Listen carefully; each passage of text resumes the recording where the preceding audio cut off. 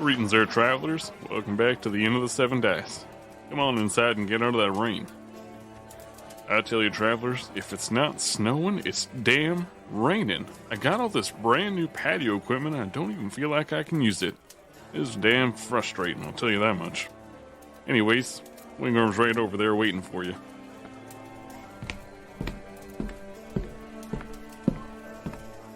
Oh, greetings there, travelers. It's me, Wingover Gimble, famous gnome bad. You're probably saying, oh, Wingover, you're looking extra fancy today. And I would tell you, I am. Matter of fact, I got this brand new hat. I'm so glad you noticed. I know you can't actually really speak while we're talking, but I'm going to pretend you noticed, and that's what you commented on, because I spent a fair amount of gold on it, and I think if you purchase something nice for yourself, it's okay to talk about it. You spent money. You're allowed. Actually, if anything, you're obligated. All right, travelers. Where do we leave off? We had quite the interesting tale following our two new companions. You see, traveling into Sylindia, it's talking to us about a certain something. Maybe a certain instrument, dear travelers? Yes, that's right, we're having a good old-fashioned backstory episode, but also it's a look into the future. What a strange twist of events. But I don't want to give away too much. This is Ronee's time to shine. Now, in which we asked a person to come in here for the battle bards. What the hell is that? Travelers, I locked the door.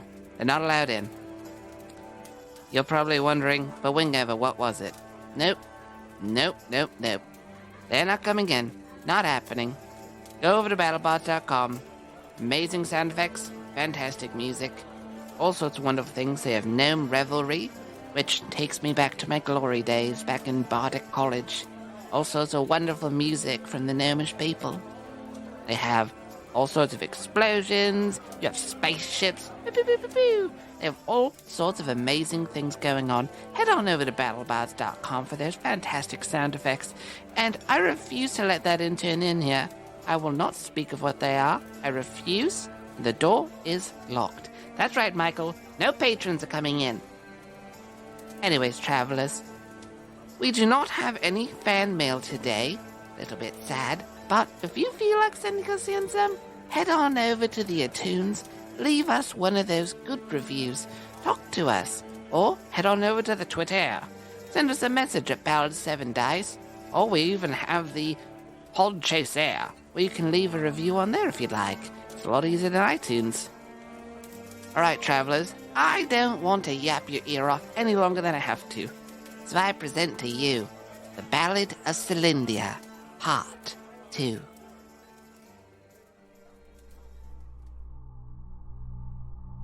Hi, my name is Humberto. I'm playing Pink Bubblegum, the Transformed. I am Diana. I am playing Allison, who is an outsider. I am the DM and producer of Multiclass Theatre, another Dungeons & Dragons actual play podcast, now in our second season.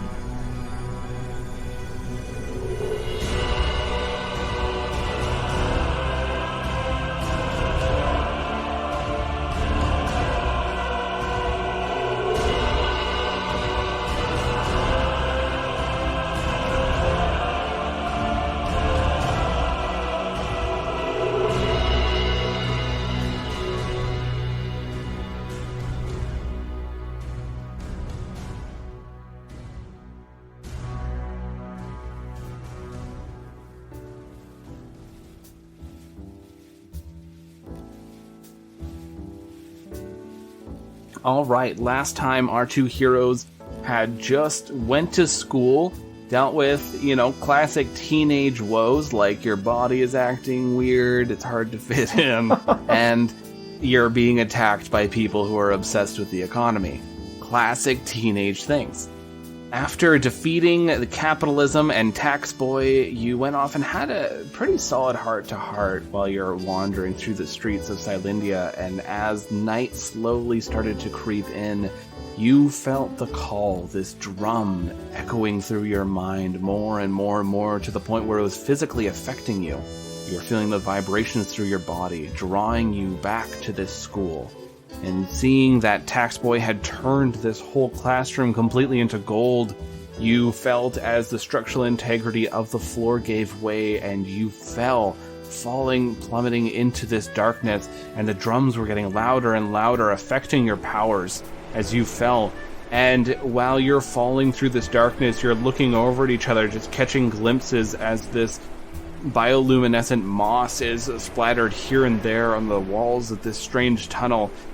You fall, and suddenly it opens up into this massive cavern, and you hit right into this cool water.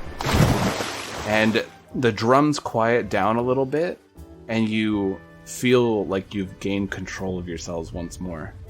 Well, what I was going to try to do was, extend myself and try to reach out, because I don't know what's down there, right? So I will try to stick to, the walls and grab her. While you're trying to control your bubblegum, it just seems like your skeleton's reaching out, but, at one point, it's actually horrifying. This skeletal hand pierces through the bubblegum and then, gets dragged back in. And it just seems like while you were falling and the drums were so loud, you just didn't have control of yourself. Mm-hmm. And it was the first time this happened to either of you where you couldn't really do much. But then when you splashed into this water, it kind of shocked you and your control of your powers came once more. Your eyes slowly adjust as you look around. This massive cavern has these splotches of this bioluminescent moss that kind of lights up this place as if it was a nighttime city. A very small speck of light can actually be seen high up above. More than likely, it's the hole from where you fell from. Looking around you, the soft glow is spread out, and you actually realize that you're in a swimming pool. There is pool furniture, really cheap plastic pool furniture littered around, but it looks very, very old. It's plastic, so it did not decompose. Thank you, environment. And it looks like this whole place, though, there's a lot of algae in this pool. There's the stonework and everything has started to crumble. You see that even behind you, connected to this pool, is a mansion, but it's been completely collapsed in on itself. This is going to sound really weird, but this kind of reminds me of home. Why? We have a pool? That's fair. Well, so if that's the case, sort of reminds me, of home as well. But it's the lake. So. So I'll just stay in the water for just because I like staying in the water because I feel all floaty, Yeah, you're definitely floating. I'm going to hop up on my disc. Your disc expands as you hop onto it, and you can get a little bit more of a vantage. You actually see now that you're on a little bit of a hill that looks over what must have once been a bustling town of entertainment. A number of rotted buildings that are barely standing in this cave are littered everywhere. You see signs that once held gaudy colors are now covered in moss and other creeping vines, some just fallen apart and faded. You see there's a pretty clear road leading from this pool and dilapidated mansion into the town. You can just see every now and then there's maybe even a flickering neon sign that spurts up for a few minutes in the town, then flickers out. So does it have an indication of, I don't know, of time? If there is I don't know, maybe a billboard with a date or newspapers close by. Why don't you roll and assess the situation? Let's see if you can see some stuff. Okay, so I got a 3. Mark of potential. And you are looking around and you're having a hard time getting out of this pool. You keep slipping back. You're dragging more of the pool furniture into the pool as you're trying to desperately get out of it, and you're starting to actually feel pretty panicked in here. How wide is the pool? The pool is like maybe 15 feet wide, another like 15 feet across, so it's like a square. Okay. So I'm going to move forward slightly on my disc and then hop off it onto the pool edge, and then I'm going to send it back to help Pink Bubblegum get out. Okay, so I just hop like onto the disc and I start, just like Yeah, you start paddling your way back. Yeah, sorry. And then I move it forward since I can control it telepathically. I move it to the side of the pool. The two of you are now out of this pool, the vicious monster of a pool, and this town. You can hear like the odd sound of like maybe something falling off a building and hitting the ground, but there's just a dead silence in this place. You can still faintly hear the drum, but it's back to being faint. What do you suppose that was? I don't know. Like, I completely lost control of my powers when we were, like, falling down. I felt like the drums getting stronger, but I have no idea what it is. Yeah, I had the same thing. Like, I kept trying to call my disc, but I couldn't. Like, it just wouldn't obey me. It's sort of like I've heard like a screech. It was odd. Oh, yeah. That may have been me. So there's like one or two things that like I haven't told you. Did you ever watch a show called Eternal Love? Not that I can recall. Okay, but did you hear about like what happened on like the 3rd season? There was this girl, she like got to the end and then on like citywide television like revealed herself to be a giant insect. I've heard somebody talking about them. You probably have seen the clip on the internet, like it's got like 1 billion views. Yeah, how do I say this? Yeah, that was me. It was, but you are like a normal girl, right? I mean, with psionic powers, clearly, and super high tech. Okay, like don't freak out. And then I roll my eyes. Your eyes roll back and then flip back. Like horizontally. You see her start to shift her shape in front of you.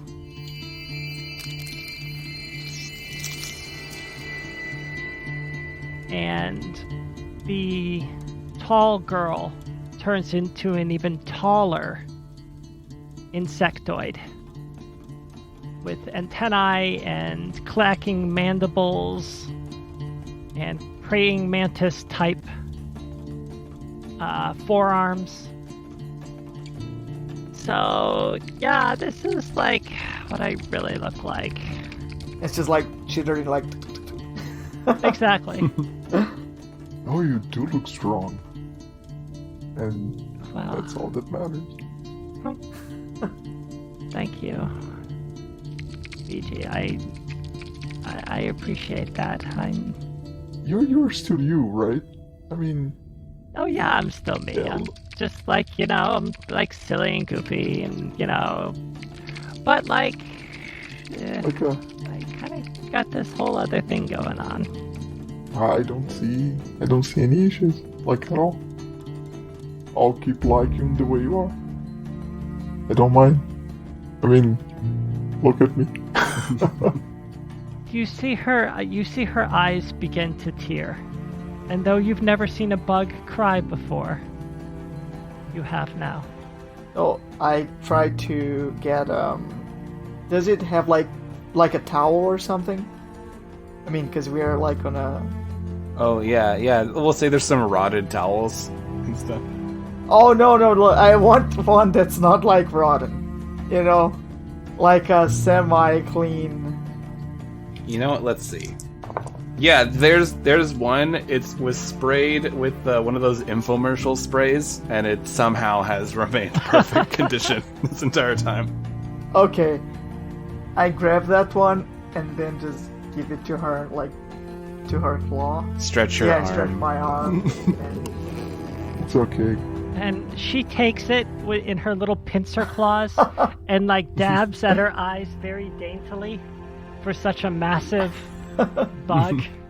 And then she hands it back to you, and she transforms back into the girl you're used to.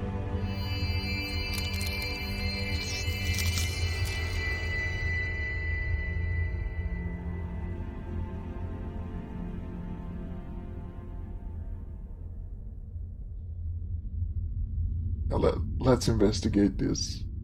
Allison, mark a potential, and on your next roll, you can get a +1 because you're feeling good. For the first time since the TV show, you showed someone who you really are, and they accepted you.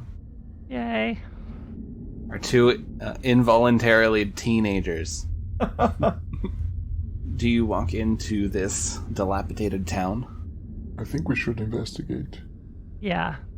She puts the disc shrinks, and she attaches it once again to her bracelet. Thank you for helping me at the pool. Of course. And they start walking into town. As you walk through this town, the odd neon sign buzzes and comes to life while you're going through. Bits of arcane energy actually still glow as it drags itself back on. You can see it, just these little tendrils moving throughout the signs. You see spots where people must have actually tied up animals instead of parking vehicles. And you see the odd sign mostly faded away, but you catch like advertisements on products that you've never heard of. As you march along, something catches your eye. You see in the middle of the road that you're walking on is a large suit of armor standing in the middle of the street. Moss has grown over it, and the moisture in the air has begun to rust its form. It takes a second for you to recognize, but you realize this is the Iron Champion, one of the first heroes. A synth was originally designed for combat, but gained sentience and wished to help and rescue the people of Sylindia. They've been missing for the last 15 years, and it was said they went off to go fight in a big battle, but they were just never seen from again. Like, does it have like an opening or something? It just looks like it's a large suit of like fully enclosed armor, and it's just kind of like standing a little hunched. So, and it doesn't have like any sort of opening that I could get through. You could go check it out if you want. So I want to, like, I'm curious. Is there an oil can anywhere nearby? No, you don't see any oil cans. Coming up closer, it like you could see the marks of damage on the armor. It looks like the synth must have fought something before it ended up here. And you see scrawled on its chest, written in strange arcane writing, "What has 88 keys but cannot open a single door?" A keyboard. As you say a keyboard, its chest glows a little bit and starts opening up. And you see inside there's all the wires and gears, and there's these empty magical reservoirs that would power the synth, but they've been completely drained. And you see just floating inside there is a small pick, like a guitar pick, and it's giving off a radiant white glow. Should I pick that?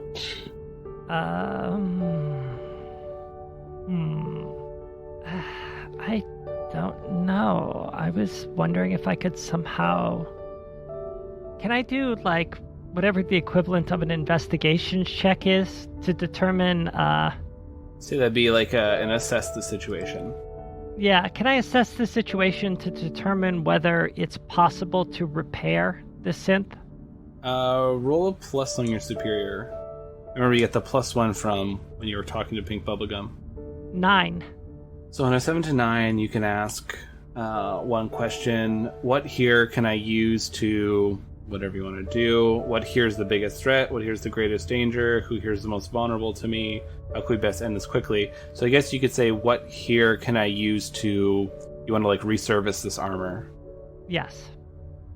You look around this area, and you do find one shop that looks like it was specifically geared towards more automotive things. It looks very old-timey. You don't recognize any of the cars that it shows. It must be like these ancient first-model magical vehicles that people tried to use.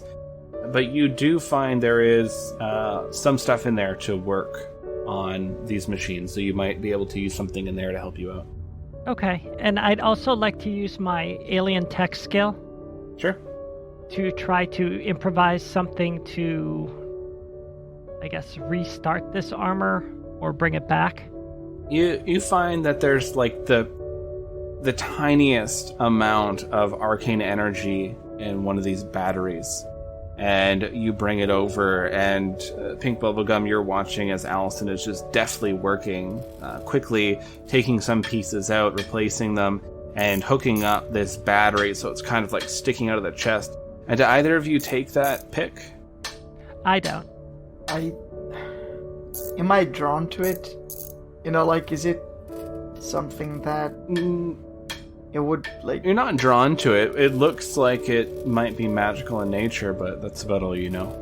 So I just ask Allison, Do you think that maybe that pick is actually, like, draining the battery? I mean, or maybe it has, like, depleted the battery at some point, and maybe we should remove that? Or do you want just to leave it there? She looks up. She's been focused on repairing this, so she's kind of like half listening to your question. And she kind of shrugs and says, yeah, I have no idea. Like, it could be. I mean, I've never seen anything like it, but I mean, what do you think is, like, if you take it, is it gonna, like, explode or something? Like, I wouldn't think so. If it explodes, I can just form, you know, like, I know, something around it. So if it explodes, I can do my best, you know, to prevent the explosion to actually expand. Right? I mean, I can try it. Mm-hmm. Yeah, I mean, maybe it summons, like, a really wicked guitar.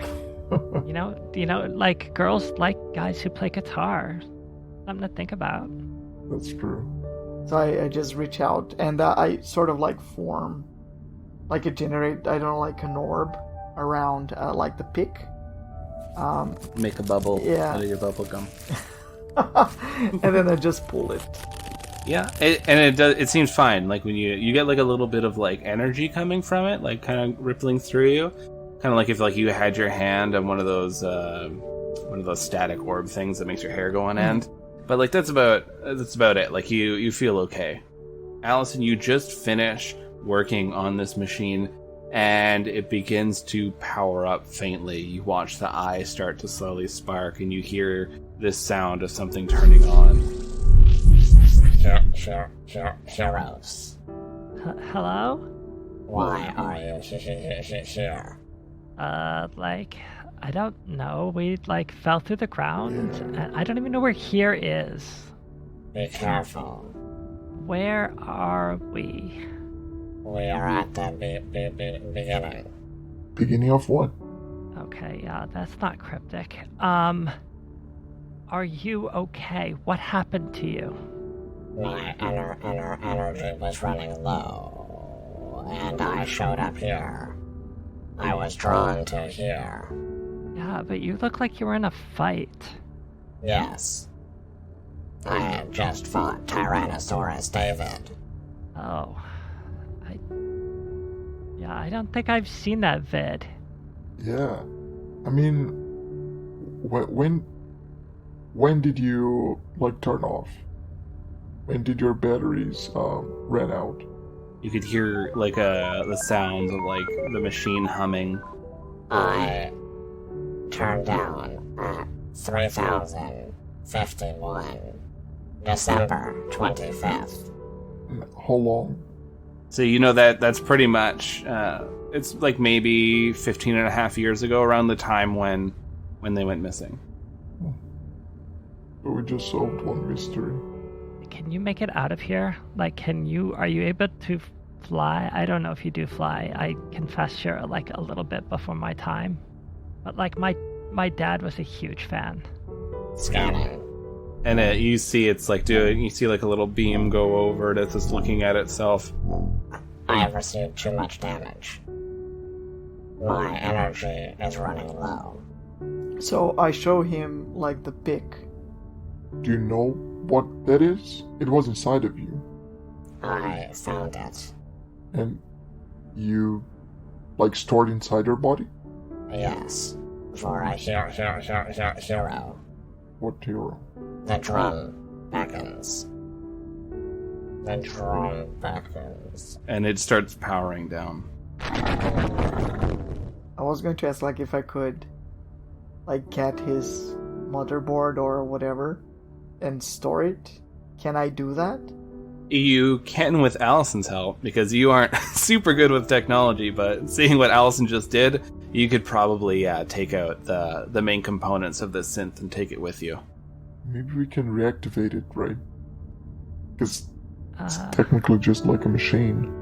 I mean, maybe. I would. Maybe. It depends if his memory unit's been corrupted or not, but we could figure that out later. Like, that was kind of sad. Just a quick question. I believe you said that the technology here is kind of like 90s tech, but with the internet? Yeah, it's like around, like, it's between like 90s and 2000. Like, you have cell phones, they're pretty big. There is, like, the internet's a little more advanced, so people are using it freely. But everything relies on magic, so things that magic can more easily move forward, that's what it really focuses on. So would the selfie be a thing? It could be on your world. I don't think everybody's cell phones are developed that much. But you could have a phone that's a lot more advanced with a camera and stuff, for sure. Okay, yeah, then that would be... You see her pull out a very thin silver rectangle that does not have any buttons on it, or visible buttons. And she holds it up and leans against the Iron Guardian. And there's a bright flash. And then she puts the object away. And I'll ask her, did you just take a selfie? Yeah, cause wasn't kidding. My dad is a big fan of this guy. Like, he'll never believe me. I mean, if we take, like, the main component, like, whatever, like, the Iron Guard's brain to him, maybe it would be even better, right? Maybe you can just... It's like, oh, hey, Dad, here's the brain of your hero. Maybe, He's the brain of the hero that you may be able to repair. And, maybe he can be your toaster or something. A sentient toaster. Yeah, I kind of left my backpack up at school, though. So, let's see if you can find, like, a bag or anything around here. There is a large shop showing off these bedazzled fanny packs. There's so many. Is there one big enough to fit the, CPU and the memory unit of this?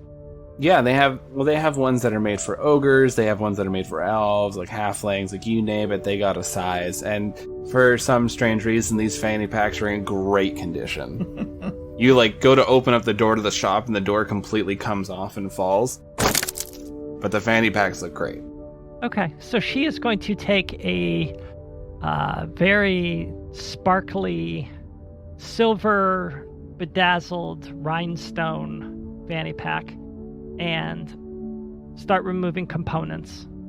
It doesn't take you very long at all. You're able to get to the core components of the Iron Defender, and you just take these pieces and you have it.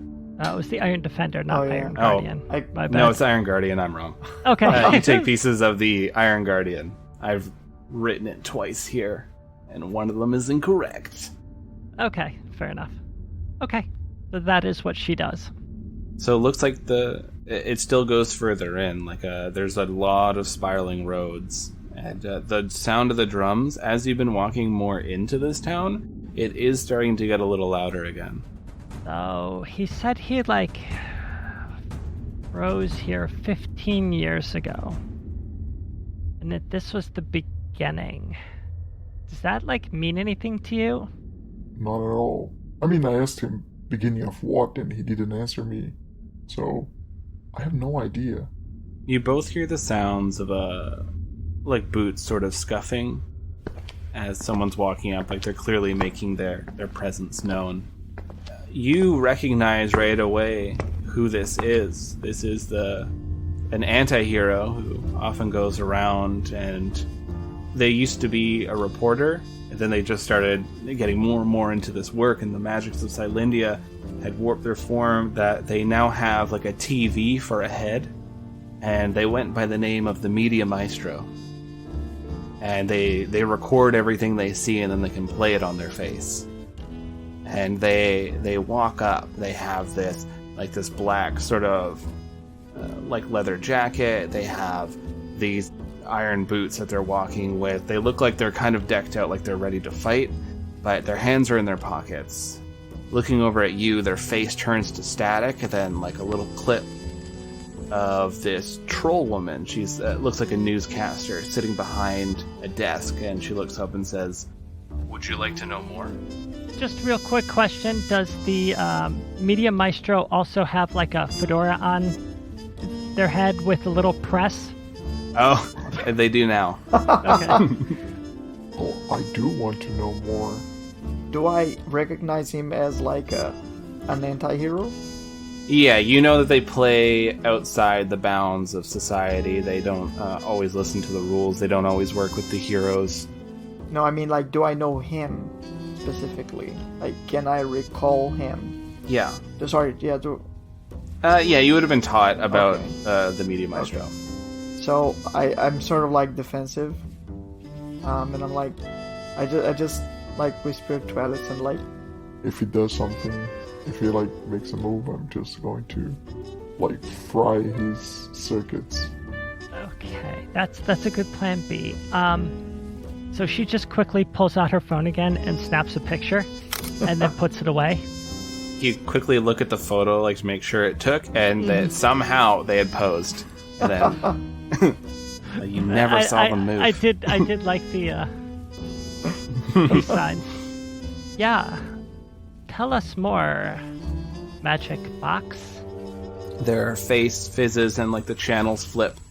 And then you see there's this old wizened halfling. It looks like they're on the set of some super fantasy show. They say, "Come with me, I have secrets to show you." And they start walking away.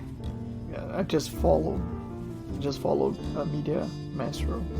While you're walking, you just strut through more of this town, and more you're seeing these ads. It almost looks like the further you're going into the town, the less destroyed these buildings look. They look like the quality of them is actually improving as you move along. You start going and you hear the sound of straining metal, and you both see this large sign falling towards the Media Maestro. What do you do? So since he doesn't look like a threat, I try to move the the item away from him. Okay. So roll to defend. Your favorite skill. Right? It's the one that I use the most.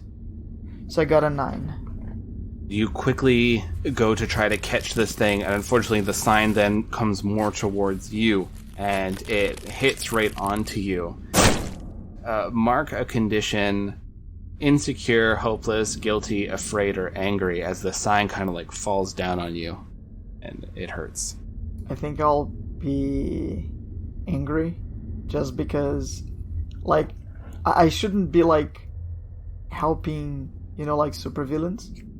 Yeah, and then you got hurt for it. Yeah, exactly. I did it just out of reflex. You have to kind of squish yourself out from under the sign, but you can, thankfully.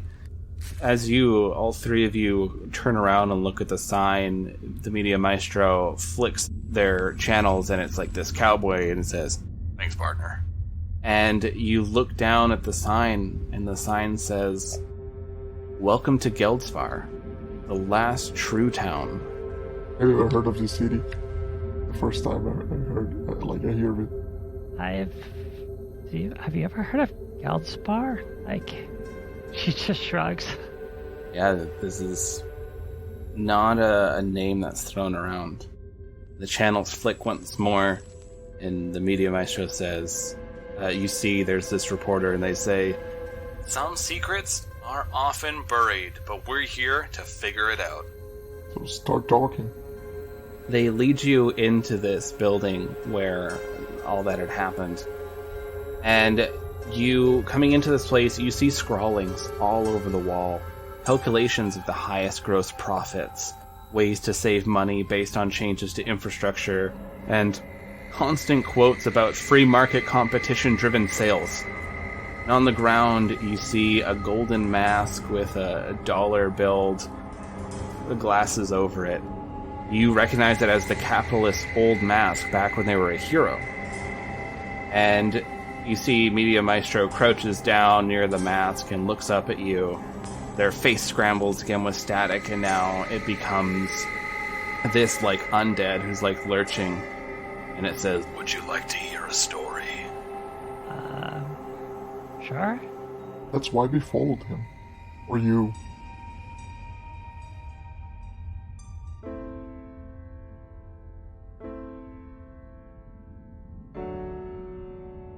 You see, as the channel flicks, it shows the capitalist. She looks much younger, maybe another, 10 years ago. And you see she's down in this very room, pacing back and forth. You hear her saying, drums, the drums, the drums. It's too loud in here. And you see she, every so often, she goes up to the wall and she's scribbling something down, like, this could help the city if we do this. And then it fast forwards and it looks like days have passed and they're just pacing and they're getting more frantic and they're like, why don't these drums end? Why are they so loud? It's like I'm wasting all this time here. I'm wasting the time, and these people above me, they get to live so free, so happy. And then it fast forwards more and you're just watching the capitalist fall into this pit of madness as the drums are just too loud for them. More and more they sink into this viewpoint that it's the people that they work so hard to save, and it's those people that constantly put heroes in dangerous situations. And if it wasn't for all these people and all their ridiculous partying and showboating, then maybe they wouldn't have this issue, and they're ruining the economy with all their skateboards and well-watered lawns. And they just start getting angrier, and then you start seeing, as the video is panning out, there's other heroes here and there that are doing the exact same thing. They're angry, and they're pacing, and they're shouting about the drums as you're watching as most of this small little entertainment town, this entertainment town of Geldspar, is echoing with heroes. Heroes slowly falling into madness from the sounds of these drums.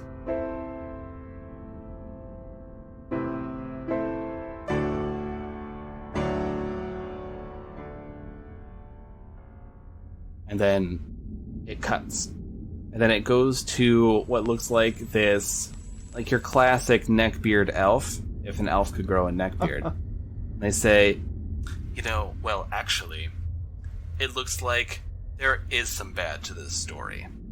How do you know all this? Yeah. I mean, how were you recording? Their face flickers a few times, and it goes to that scene from the Titanic. It's been 84 years. That doesn't actually answer our question? They've just been down here for a long time. So he just doesn't answer our question. And it flickers again to this old school detective. It's like, sometimes you just have to keep coming back to the scene to really figure out what's going on. Okay, but have you figured out what's going on? Or are you trying to still figure out what's going on? Because they shake their head, and then they point at a glowing part in pink bubblegum, the pick, and they say, you should go rest at the inn. There's this person who's standing in front of this beautiful, lavish inn, and they're blocking a part of the name. It just says Ease Inn behind them. Come stay at our beautiful inn here at Geldspar, and we will have the best stay for you. Should we go to the inn? I guess. This is so strange. Yeah, like, I still don't understand, like, okay, so capitalism realizes that capitalism's bad, but then still becomes and stays capitalism rather than changing their name. Like, it's all so weird. I think she was crazy before this. I really do. Maybe the drums cause... No, I don't think it. I think it was something. I think she was just crazy. I mean... Maybe she was just, crazy from the beginning. Yeah, I think so. Anybody who goes that hardcore on capitalism has got a screw loose. That makes sense. Yeah, I mean, I guess, she's, late stage capitalism now? I don't know. It just... Anyway, never mind. I'm rambling. So, let's go check out this... Mr. M, where's this inn? They step outside of this building, and then they just, snap their fingers and point down the road. Okay, well, I mean, I figured you could have found some sort of TV show clip to tell us, but we'll find it. Thank you. Yeah, it works. It flicks to Star Wars, and they just shout, "No!" And then it clicks back off. So cheeky. They just walk back into the house there. Yeah, I think he's got, he's a few numbers short of a full dial there. Yeah. I mean, if he's alone for 15 years, I mean, it probably got him crazy as well, right? I mean, probably affected him. I think he's been down here longer. Did he imply 85 years? That was just Titanic, right? Yeah, I have no idea. Everything though seemed to mean something. But what if he's assuming things? I guess we'll find out. Do you think he was created in a lab, or a TV fell on his head and then he got struck by lightning? That's a lot of unfortunate events to happen, for him to become what he is now. I mean, it makes you think, though. It does, but it's highly unlikely. I mean, if it's been here, and I haven't seen any food yet, how did he survive? How did he even eat? He's kind of like a TV for a head. I mean, is he powered just like the Iron Guardian? Maybe just through arcane power? Could be. I guess that's not really why we're here, but Oh yeah. I'll tell you what, if we ever get back to school and I have to do another profile, I'm choosing him. He's pretty cool. So, we will head off down the road towards where he pointed. You walk further down as you're starting to understand what this town is, this town of Geldspar.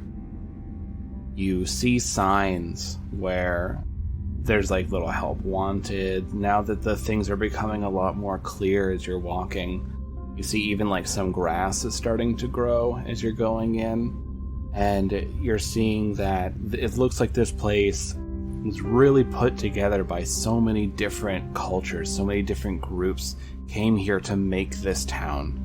And there's all the buildings there in so many different styles. And you see a few things, you see a shrine, and it says on it a shrine to the world.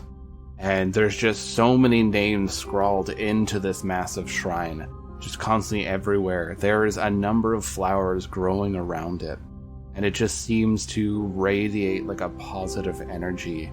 You see that there are all these pictures up around it too, of drawn pictures of people and places and different things or creatures people miss. You see just near this shrine, sitting its back is towards you, is a large purplish grayish furred six-legged creature, and its tail is swishing back and forth in the sand as it's looking over. It doesn't seem to have seen you. You think like he's dangerous? I have no idea. Like, I was gonna ask you if you knew what that was. Barely know what I am, let alone that thing. I don't know. I mean, we could try to sneak past it, or... Yeah, I think that's a good idea. I mean, throw something to distract it, or... I mean, I can blend in, like, really easily. And, how reflective is that, disc, like that saucer of yours? Maybe it will reflect, like, the environment, so it could be like a mirror. I can just, hold it like a shield and just pass through. Yeah, it's not that shiny. It's just more like it would look like a big silver disc. I mean, I could float above it, but then that leaves you kind of exposed. I mean, you can. I'm okay. I can just like become like a puddle. Just bones and stuff, and just sort of slurp around. Yeah. Like just rolling. That's fine. I'll be okay. Alright, but I'll be close. Thank you, Allison. So she takes the disc once again from her wrist and hops on it, and then levitates up into the air. So the two of you are going, and you're stealthing along. This creature is just sort of sitting there, and it's like swishing its tail. It like looks a little to the side. It doesn't see you. You see a large yellow eye on the side of its head, but its face is the thing that stands out the most. What this creature seems to be is a six-legged wolf of some kind, a large one. But its face, there's just this mound of black tentacles pouring forth from it. They're on the ground, there's drool going down them as they're swishing back and forth. Their head is twitching every so often to the side as they're whining a little bit. And the two of you see something that almost makes you mess up. You see hanging around its neck is this name tag, like with a collar and a name tag, and on it says, Buddy, Defender of the People. And you both know that Buddy is a lycanthrope hero that's been missing just for a year. It used to be just this werewolf that would run around and help out and fight people, and always like stood for truth and justice like the rest of the good heroes. And one night they were found trying to leave their headquarters. The security tried to stop them, and they managed to just escape the security and were never seen from ever again. You start moving past Buddy, and Buddy is howling this strange echoey howl as you make your way into what appears to be this town square. A lot of the buildings look like they're in okay shape. They have some broken windows, maybe a door's unhinged. But there's one that stands out. Right there on the front, this flickering neon sign. It reads loud and clear, Ronee's Inn. The sound of a drum can be heard clearly coming from there. The ground vibrates. There's a constant boom. A soft glow comes from the door of this inn. Did you read like his name tag? That was Buddy. I know. Didn't he like 2 years ago, didn't he like speak to the whole school? Yeah, I think so. I mean, he seems like... Did you see like the tentacles coming out of his mouth? It was really gross. And like, we have stuff on my world that would like, it would turn you white. I really doubt that. I have this constant color. But do you think Like, no. I mean, if Ronnie's in... This couldn't be the Ronnie, could it? Like, that's too weird, right? Everything's Ronnie, though, right? Yeah, that's true. Like, and he, like, died. Like, I was like watching the show when it happened. Oh, were you? Yeah, it was, like, really bizarre. I just can't remember when it happened. Well, I was like, we were getting ready to, like, it was like the first day of taping for the, anyway, it's not important. But yeah, it's, it's one of those things that you just don't, like, don't forget where you were when you found out or, like, when you saw it. Like I said, I can't recall it, but, I mean, it really, I don't know. It was something that really changed this world, right? I mean, since the world revolves, or the city at least, revolves around him, it was a huge event. Yeah, I guess so. But, you know people here, they kind of go crazy for things. I mean, look at the corncob pipe thing. I mean, like, what is that? Who thought that was a good idea? Maybe it is like a supervillain that's making those trends.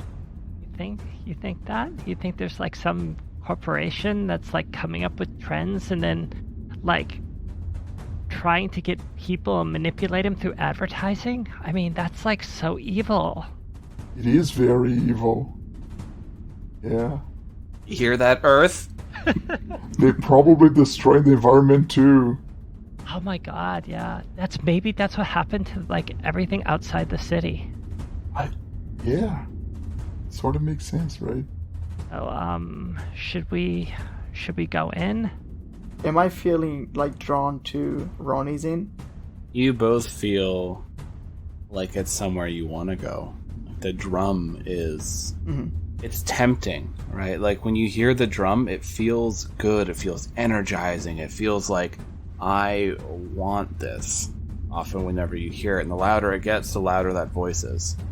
I glance over at the pick. Is it doing anything? It's glowing a bit brighter, for sure. And the door has the same kind of glow. Maybe we should investigate. I think so. But I'm going to be sure. So she puts the disc away and then reaches out and the sword materializes in her hand. You know, better safe than sorry. I guess I'll go first? I think we can go together. Yeah. It's like saloon kind of doors. You can kind of push them open. Okay, so we enter together. As you come up to this door, you see there's like a glowing field around this inn, and there's one small triangle hole for this pick. I take the pick and then insert into the hole. It ripples this energy around, and this door slowly opens up in front of you of the energy before the actual doors. And behind you, you can hear this guttural growling as your heads turn and you see Buddy has launched himself towards you.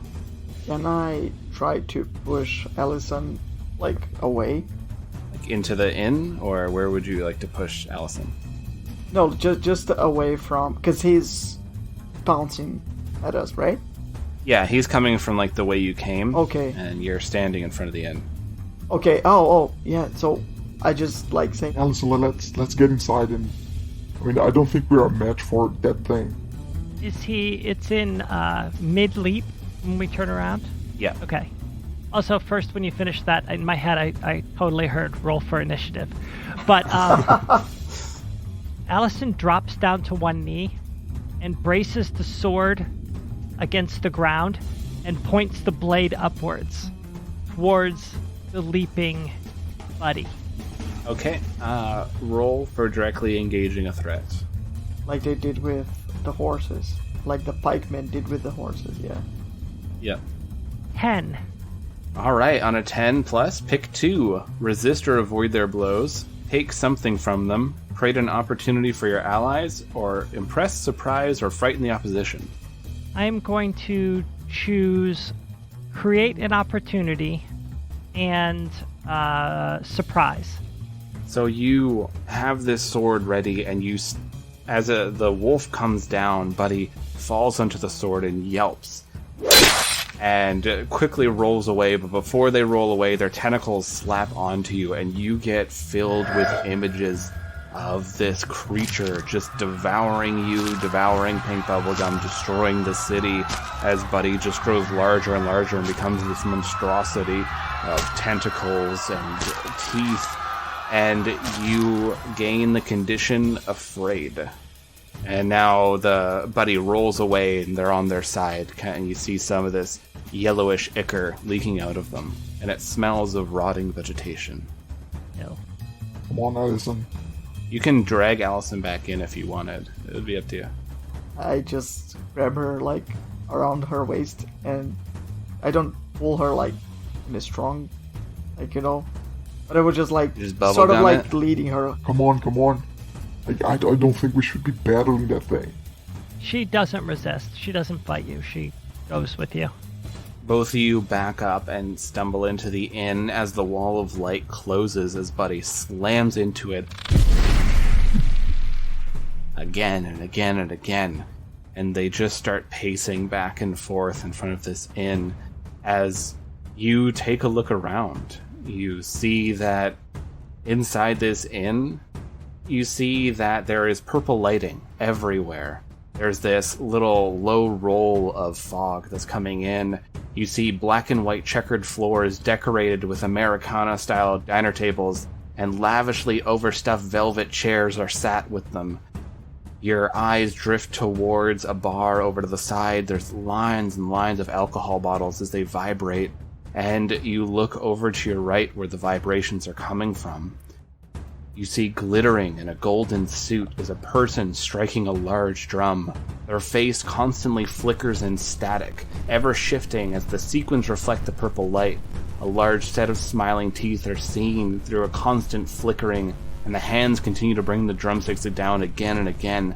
The drum itself looks to be the size of a table, and has stickers all over of Sylindia, of different heroes and restaurants and advertisements just slapped all over it. And we are going to properly start a combat thing, as we're at the final moment, and I should have done this for the other combat. Team mechanics. When you enter battle against a dangerous foe as a team, instantly add 2 to your team pool. So you guys can use these points to help each other for your roles. You just have to basically justify how you would help. Mm-hmm.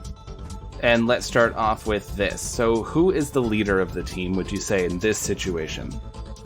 Like, who do you think would be taking the lead? I would say at this point it would probably be BG, just because she's afraid and she just got pulled inside because she just wanted to fight the wolf. So that makes sense. And I'm just like angry. Does Pink Bubblegum have influence over Allison? I believe you gained it with your heart to heart. Yeah, I think so too. So I shift like. So I raise like the mundane. When share vulnerability, market potential. Okay, no, never mind, you didn't. So no, that's okay. Does everyone have the same purpose in this fight? You wanna, like, basically you see that the person with the drum is getting ready to attack you. Yeah, like, I want to protect Allison, and I want to survive, and I want to investigate this inn, so I think so. You agree, Allison? I think Allison is more of a direct action kind of person. So I think if this thing means to do... I guess her method of defense would be to attack. I don't think she cares as much about stopping this thing as much as like defeating it no matter what the cost. I guess trying to survive, you would want to win the fight too, Pink Bubblegum. So that would add another team to your pool. So you have 3 teams. Do you, Allison, do you mistrust Pink Bubblegum at all? No. And is your team ill-prepared or off-balance? No, I think Allison is off-balance. Okay. Because she got basically yanked into this, and she just had that vision. So we start off this battle with 2 in the team pool. You can add these 2 points to, like one at a time, of course, to any of these rolls to help each other. So, starting off, you see this person, they start just hitting this drum harder and harder, and it starts making you a little bit dizzy, and this wave, this shockwave comes out towards the two of you. What would you like to do? Is the shockwave in the air or on the ground? On the ground. Okay. It's like a ripple throughout. Can I jump on top of, like, maybe a table and just... So, is this shockwave, like, threatening? Does it look like I'll get hurt? Yeah, it looks it. So, can I just try to jump, like, on top of, like, a table or something? Sure. Oh, yeah, I'll try to do that. I was gonna hop on my disc Okay. and float, and then I can't carry 2 people with it, but is there any way I could just lift him up momentarily until the shockwave passes? Yeah, you can roll to defend, and then maybe like he'll leverage with you, and you lift up. Okay, yeah, then I'll do that. So that's plus Savior. It's the most popular move. This. Yeah. I rolled a 5. So you go to help Pink Bubblegum, and Pink Bubblegum's like standing on this table and grabs to get onto your disc with you. And you forgot that just how awkward it is trying to balance this with 2 people, and it kind of veers. And you feel like you're already terrified. You're clinging to this disc. This shockwave comes through. You actually see Pink Bubblegum get flung backwards from you trying to help them, and mark guilty as you watch Pink Bubblegum like splat near where all the alcohol bottles are. And so this shockwave goes through, a lot of the alcohol is destroyed, tables and chairs are flipped, and you see this smile just keeps going on this being as their face is just static and flickering, constantly changing. They start like drumming up really quickly, and you watch as these little psychic birds start flying towards all of you. So remember, you can go as wild as you want. Like if you, Pink Bubblegum, wanted to like super stretch your arm to like try to grab the drum, or like you could like just make stuff up by all means, like use your powers. How many birds are there? I mean, is it like something I can maneuver around, or is it like a wall of birds? It's like there's like 8 birds. Okay, I'd like to zoom towards the drum and then take my sword, pierce the drum, and slice it. Okay, I would say that would be directly engage a threat. Do I have to declare I'm using a team point before I roll or after? So that would be Pink Bubblegum would have to declare that, and then okay. You'd have to figure out how Pink Bubblegum could help you in this situation. I see. Okay, I see how it works. Would he have to do it before or after I roll? You can do it after you roll. That's totally okay. Yeah. Okay. So you can roll it, figure it out, and then decide if you want to add a team point. Okay. That would be an 8. Okay, so even if you added a team point, it would still be at a 9. So Yeah, even with the -2 I rolled a 10, so... So I'm taking it you're aiming for take something from them? Yeah, I'm gonna take the drum. Or destroy it, really. So you go to pierce down, and it doesn't seem to actually pierce from the drum, like your sword slips a little bit. But you manage to kind of use it like a hockey stick instead, and you just slap this drum away from this person, and their smile turns into a frown as they look frantic. Their face starts flickering into all sorts of forms as they are reaching out towards you, and they take one of their drumsticks and they hit down onto your disc, and sparks start flying from it as it crashes down to the ground and you hit down to the ground. Pink Bubblegum, you see there's slowly this like little tear is in the back of the stage, and it looks like it's like a portal. It's like slowly starting to open up more, and something is coming through that's trying to drag the drum. I take the drum. Okay, can I reach the drum? Yeah, you can try to like rush through the birds to get to the drum. Or you can't you super stretch and grab the Yeah, you definitely could. Yeah, You got stretchy abilities.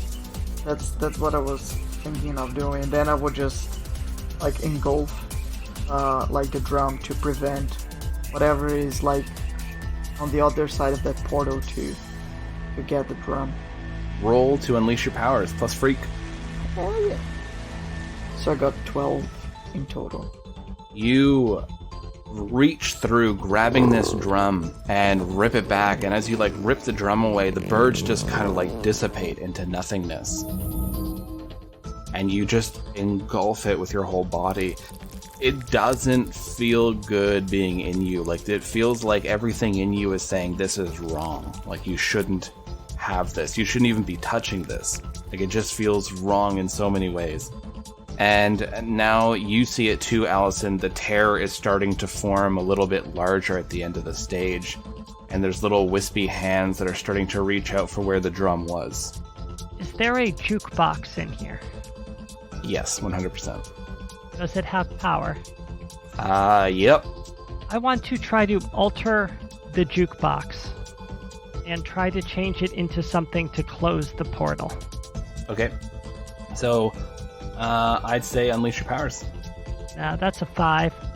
So you quickly scurry over to this jukebox, you slam your sword into the ground and start messing with it. You take out a few gadgets that you've already had on your person and start quickly trying to modify this. Your people have dealt with portals before, and portals are not super uncommon to Sylindia either. You start trying to mess with it, and you quickly slam on to play one of the songs to make it start going. And you aim the energy that it blasts out towards the portal. And then you see it hit there. The person in the golden suit stumbles back off the stage, falling to the ground, and you watch as the portal just completely opens up. Ripping through it, you watch as a very, very, very old-looking dwarf walks through. They're leaning heavily on a staff. Their golden arms are cracked and sands are falling from them. They look at you with completely white eyes, a long white beard, thinning hair on top, and they start walking in. What do you two do? Does the dwarf look malevolent? No, they just look very tired and, if anything, a little sad. I'm going to take up my sword and sort of ready it in a defensive position, but I'm not going to do anything. I'm going to wait. Yeah, I'll just stand by Allison. So you quickly move over, Bubblegum, over to Allison in a defensive position as this drum is inside of you. You watch this dwarf move over to this quick, staticky, flickering person. They slowly kneel down. You can hear their bones kind of crack as they put a hand onto their shoulder. You could see they're whispering something. And the person in the golden suit just kind of looks down, and the dwarf just pats his arm and helps him up, and then looks over at the two of you. They just kind of motion to you, Pink Bubblegum, and you can feel the drum vibrating inside of you. So does it look like he wants the drum? It looks like it. Can I assess the situation? Yes. Forget it. I got a 4. Shoot. Yeah. You're just flustered from all that's happening, and the drum inside you is making you feel almost nauseous, and this isn't a feeling you felt, at least since you've woken up.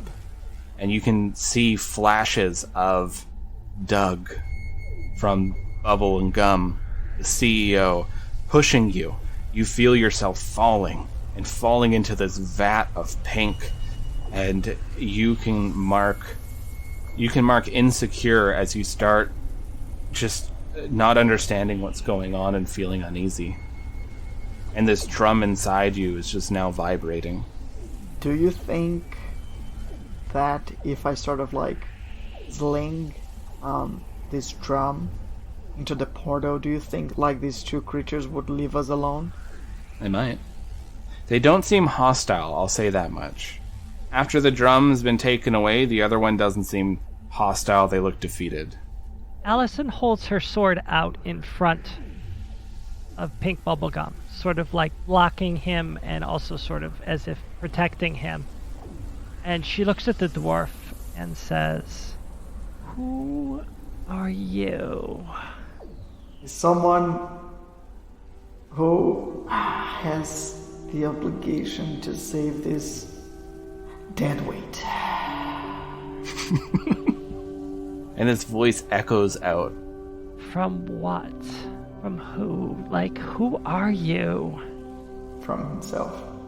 He's pure chaos. Okay. Again, who are you? I am and was. I become, and then I retreated.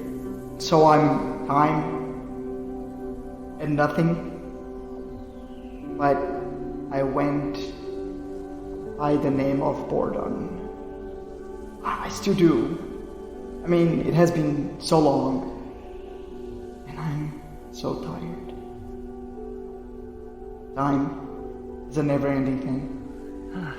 Tell me about it. And you've never been on a reality show. Okay, so this is the Ronee? Like the one I watched die? So, he's the one that survived. He's the last Ronee. Of all Ronees, this amazing creature, wonderful friend, is the one that survived. By the way, I was being sarcastic. Horrible person. This old ancient dwarf just shaking his head.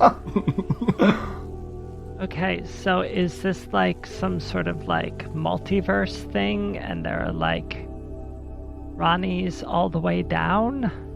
Not anymore. But technically speaking, yes. Oh. This place seems even weirder now. Alright, and why do you want the drum? I need a drum to defeat Azathoth. What happens to us if you take this drum? Nothing. We need this drum. I mean, it will probably... You guys probably heard this drum all over the place, right? Yeah? So, it is sort of like a strong catalyst for Ronee. So he may have screwed up this world, his world. You think? Because he's sort of... It's not like insane. It's just Ronee. I need to take it back. We need its power. And we need to contain its power. And we need Ronee back. Even though like it hurts me a lot to say that, he's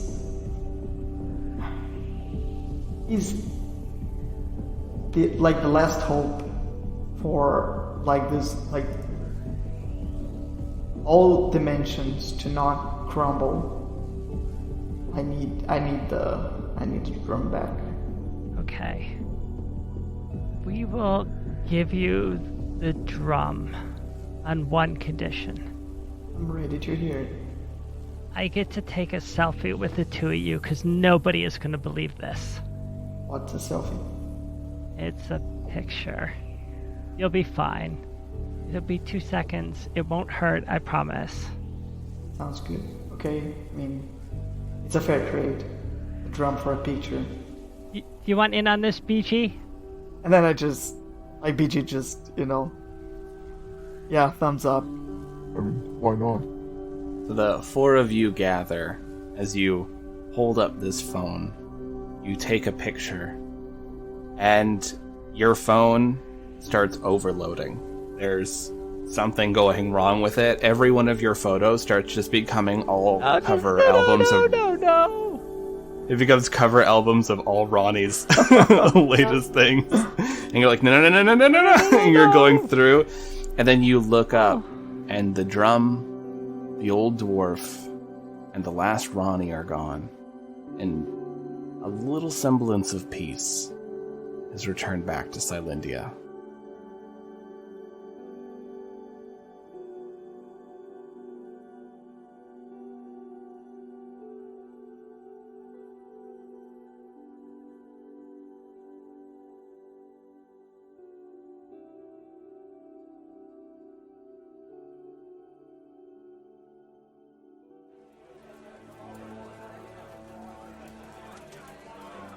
Bet you didn't see that one coming, did you? Already had it written here in my book, so I'm not even surprised. That's right. I know more than I let on. That's old Wingover famous number. Oh, yes, I know a few things that are happening in this tale, dear travelers, but it's quite interesting. This drum. What could it all mean? Why were the heroes drawn to the drum? What was that city that was underneath the city? And why did all the heroes get driven to villainy? So many questions, dear travelers, but the answers are lost to the great streets of Sylindia.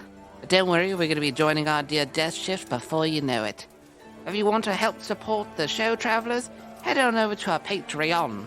It's only $1 a month and you get access to all sorts of audio goodies, and it helps support the show and pay for hosting and all that good stuff that costs a fair pretty penny. And if you like, every Tuesday at 6:30, we have a show called Rise of Nyarlathotep that we run on Twitch and YouTube. We also have our episodes that are up on the YouTubes, and there are recaps that are both audio and written on our website. Go check that out. It's a lot of fun. Highly recommend it, and we have a lot of Easter eggs from this campaign that are showing up in that campaign. Alright, travelers, I don't want to keep you, so I will let you go. It has been a pleasure. And now I have to get rid of that thing outside the door. Anyway, travelers, I bid you all adieu.